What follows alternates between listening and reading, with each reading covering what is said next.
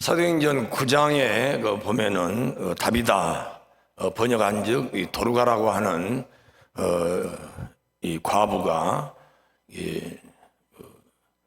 죽은 그런 그 장면이 나옵니다. 그럴 때에 주변에 많은 그 성도님들과 과부들이 울고 불고 부르짖는 그런 간절함이 나오는데, 그럴 때에 베드로를 청해서 기도 부탁을 하고, 베드로가 기도한즉 무릎을 꿇고, 40절에서 보면은 무릎을 꿇고 기도하고 다비다야 일어나라 할 때 다비다가 일어나 눈을 베드로에게 맞추고 일어나는 것을 보게 됩니다.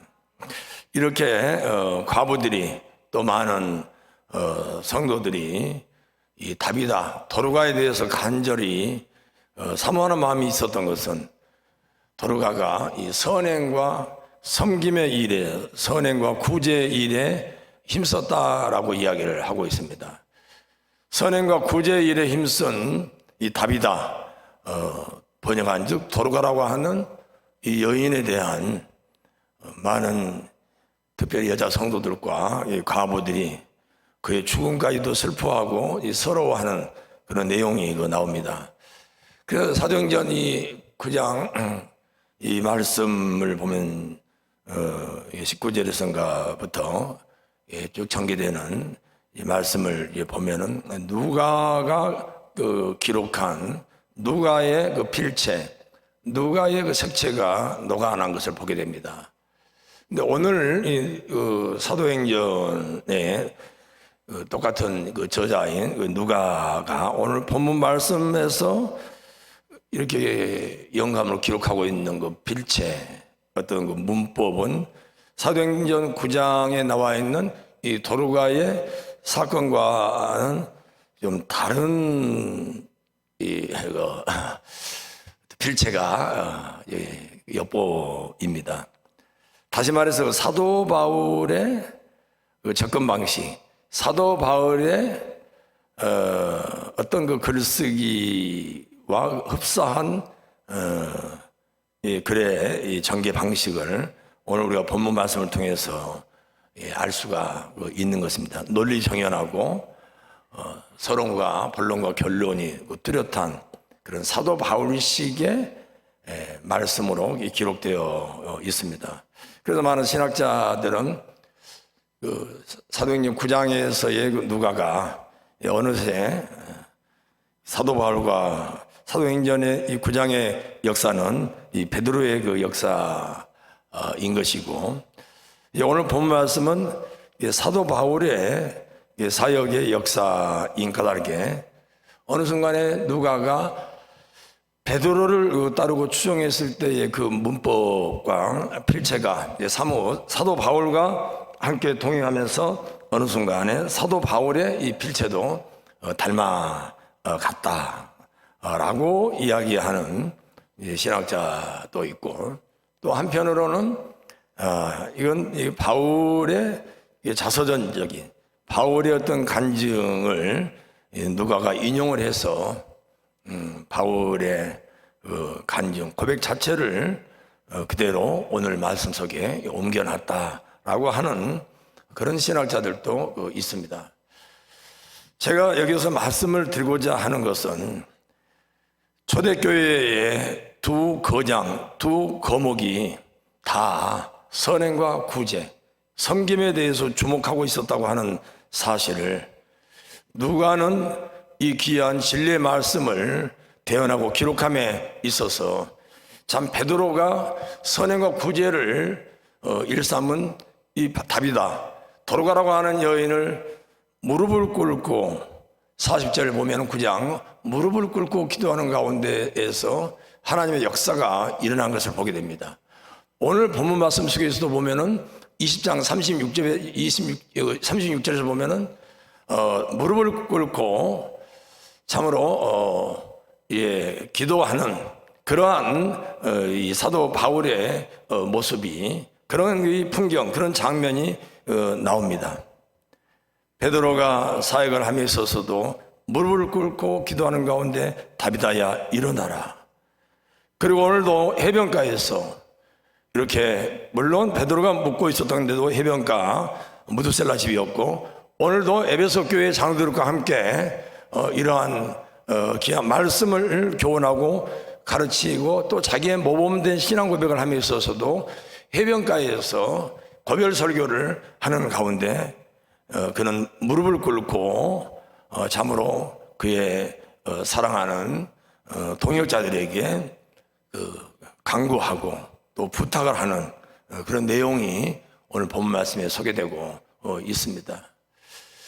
이렇게 선행과 구제를 일삼고 진히 무릎으로 모범을 보이는 그런 사례들을 우리가 보면서 또한 오늘 본 말씀 속에서 성령의 이끄심은 예루살렘으로 올라가라고 하는 건데 각 성에서 성령의 또 이야기는 예루살렘에 가면 환난과 핍박이 기다리고 있다. 그래서 자기 자신은 달려갈 길을 다 달려가서 그 자체가 생명을 위협하고 생명을 요구하는 길이다 할지라도 그는 달려갈 길을 다 마치겠다라고 사도 바울은 고백을 하고 있는 것입니다.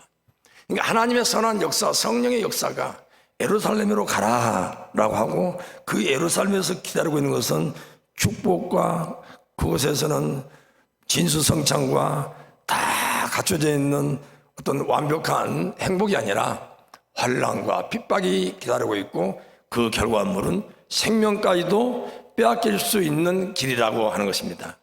그러기에 성령의 이끄심과 성령의 인도하심은 우리 인간의 눈으로는 도저히 측량할 수 없고 그러기에 우리에게는 부단한 인내와 어떤 고난과 환난 속에서도 어떤 역경 속에서도 우리는 성령의 이끄심과 인도하심이라고 할 때 있어서 묵묵히 우리는 주님의 십자가를 바라볼 뿐만 아니라 자기의 십자가를 바라보고 수고하고 무거운 짐진 자들아 다 내게로 오라고 하신 주의 말씀을 붙들고 우리는 생명을 주고 사람을 세우기 위해서 우리는 달려갈 길을 다 달려가야 될 줄로 믿습니다.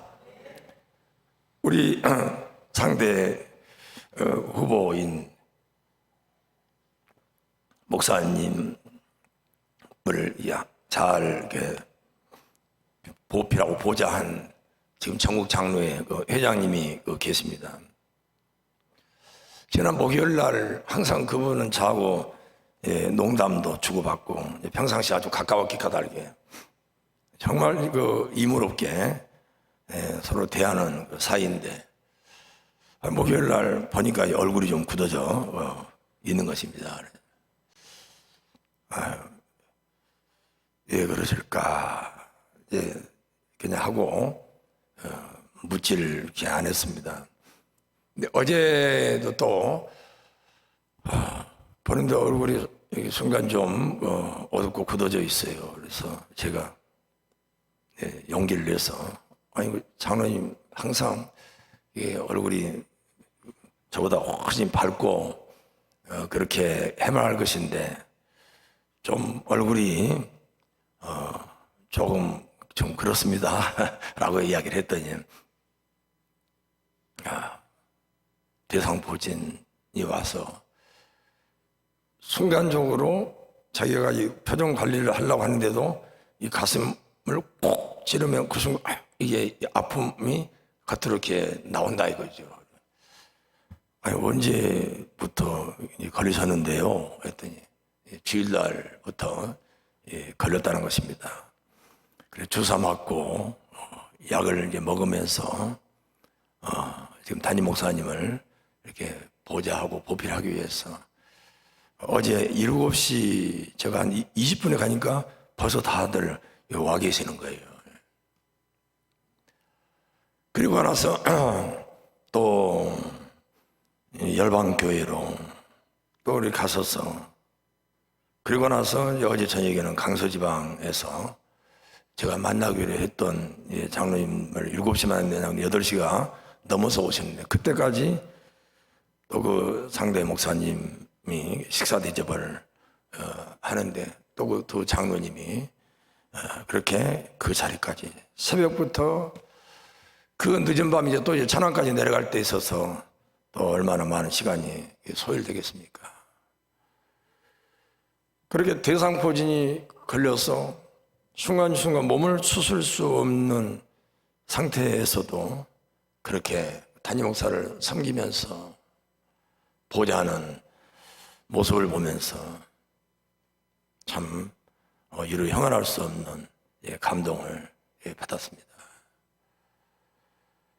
신길교회에서 인사를 하고 있는데 선임 장로님이 저한테 이렇게 앞에 오셔서 그런 이야기를 해요. 아유, 장로님들 대단하십니다. 매일 이런 행사들이 계속 이어지고 있는데 정말 참 대단들 하십니다. 제가 그렇게 덕담을 했더니 아유, 성도님들도 힘들어하면서 그냥 어떤 때는 억지로 끌려오다시피 합니다. 그러지만은 자기가 지내놓고 보니까 인내하면서 따라온 분들은 다 복을 받고 신앙이 성장하고 성숙합니다.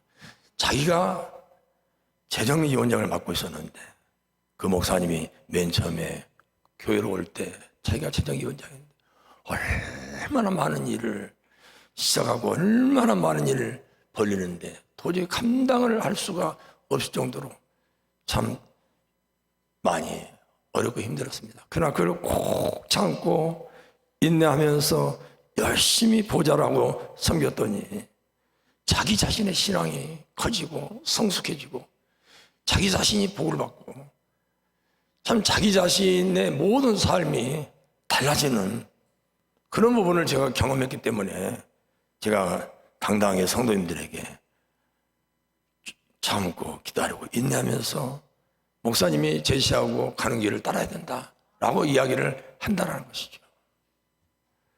그러면서 청년들만 우리가 전도해서 30명을 1년 동안에 전도했는데 자진해서 오는 청년들이 30명이다라고.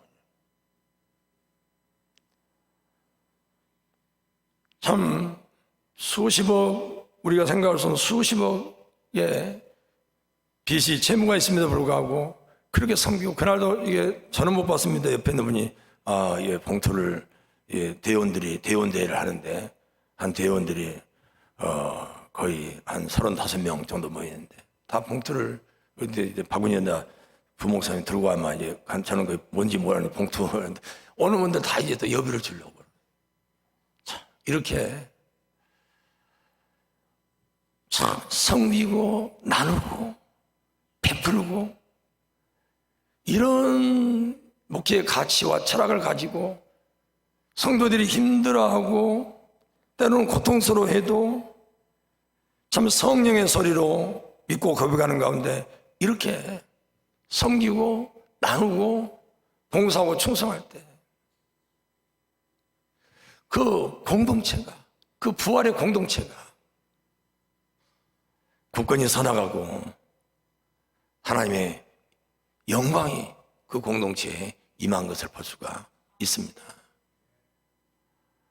오늘 저 여러분들은 무조건 어디를 가든 섬기고 나눔에 대한 기꺼이 그 몇십만 원 그거 했는데, 지난번 우리 권사님들이 열심히 국수를 섬기고 반찬을 나누고 컵밥을 나눴다고 부천시장의 상을 제가 받고, 또 이번 2월 10며칠 날짜로 제가 오늘에서야 한번 봤어요. 그 내용을. 선행과 섬김에 그걸 도지사가 상을 줬는데 덮어놓고 있다가 오늘 한번 그 내용을 봤어요. 선행과 섬김. 우리 대부천 교회를 일컬어서 선행과 섬김의 그런 교회 공동체다라고 도지사가 인정을 하고 상을 준 거예요. 불과 몇십만 원. 우리가 섬기고 나누는데 돌아오는 보상은 상상할 수 없는 어마어마함이. 그래서 제가 이번에는 그 이력서에다가 넣었습니다. 그래서 너라고 넣을 것도 너라고 해서 그건 이번에 그동안 시장 그런 상은 안 넣었다가 이번에 넣었어요. 자랑하기 위해서 넣은 것이 아니라 우리 대보층교회 공동체, 부활의 공동체에 이런 섬김과 나눔에 한 번도 우리가 국수, 한 번도 우리가 반찬 했던 거 한국성경신문에 기독교를 내본 적이 없습니다. 한 번도 그걸 자랑하거나 한 번도 어디에서 이야기해 본 적도 없습니다. 토요일마다 컵밥을 하고 했지만 한 번도 그 부분을 이야기한 적이 없습니다. 근데 어느 순간에 그것을 알아주고 시장에 상을 주고 도지사가 상을 주고 그럴지인데 전지전능하신 하나님께서 우리의 머리털까지 재신 하나님께서 어찌 오늘 다비다의 죽음에 이렇게 최고의 지도자인 베드로가 축복하는 가운데 죽은 다비다가 다시 생명을 얻고 살아나는 그런 역사가 일어나고 오늘 자기 자신이 친히 구주의 모범을 보이고 선생으로서 가르치는 그런 삶을 산 것에 대해서 사도 바울은 간증하면서 에베소 교회 장로님들과 성도들과 함께 부둥켜 안고 눈물을 흘리며 무릎을 꿇고 기도하는 그런 모습이 나옵니다. 부활의 공동체는 이렇게 찾아가는 공동체, 아골골짝 빈들다 할지라도 소꿉장난하지 말고 자꾸 흩어지는 교회. 이제는 지난날은 모이는 교회였다면 이제는 목장교회와 교구와 전도와 여러 사역을 통해서 흩어지는 교회. 이 사회 구석구석에 이 지역사회와 이 민족과 온 세계 속에 우리는 흩어져서 우리가 갖고 있는 그 진리를, 우리에게 있는 생명의 산소망을 우리들이 이웃과 전하고 다른 나라와 국가에 우리가 이 진리와 사랑을 전하는 것이 오늘 마지막 때를 맞이하고 있는 우리의 선행과 우리의 성금의 자세요 모범이라고 생각을 합니다. 사랑하는 성도 여러분,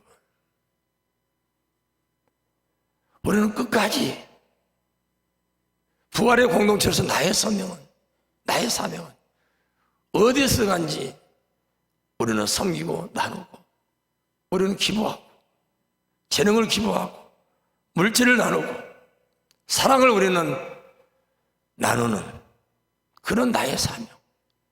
부활을 제대한 사람으로서는 미리 걱정을 하고 미리 두려워하고 불안한 것이 아니라 전지전능하신 하나님, 우주의 만물을 창조한 창조자 하나님께 모든 걸 맡기고 우리는 섬기고 나누고 구제하고 기부하고 선교하고 복음을 전하는 증인된 삶을 사실을 간절히 축원합니다. 화장실에 가보면은 저는 이게 소변들이 바닥에 떨어져 있으니까요. 떨어져 있는 소변을 어떻게 피할까? 또 볼일은 봐야 되는데 그래서 다 이렇게 조사를 해봅니다. 좀 덜 떨어져 있는 소변기로 향하기 위해서. 또 대변기도 어떤 그 대변기가 좀 깨끗한가. 근데 보면은 다 소변기를 보면은 또 화장실 대변기도 보면은 가운데가 깨끗하더라고요. 제가 참 많은 것을 휴게소를 다니고 여러 이 공동체 교회에 다니면서 깨달은 게 많아요. 급한 분들은 바로 시작점에 가서 소변 대변을 보고 조금 가리기를 좋아하고 조금 부끄러워하는 분들은 될 수 있으면 저 끄트머리 좀 한적한 곳으로 가서 볼일을 보고 그래서 그런 것 같아요. 중간에 세계가 있으면 중간은 항상 깨끗해요. 중간에 서기가 참 더럽고 좀 머쓱이한가 봐요. 참 우리가 중간에 선다는 것, 우리가 중심 가운데 선다는 것, 우리가 누군가의 모범을 보인다는 것은 두려운 일일 수 있습니다. 우리의 체질에 맞지 않는 일일 수 있습니다. 그러나 우리는 진리를 사수하고 진리를 전하는 자로서 우리 오늘 사도 바울처럼 모범을 보이는, 기꺼이 나의 신앙의 모범을 보이고 나의 삶의 모범을 보이는 그런 복 있는 사람, 그런 생명의 사람, 그런 사람을 세우는 하나님의 사람들이 다 되시기를 간절히 축원합니다.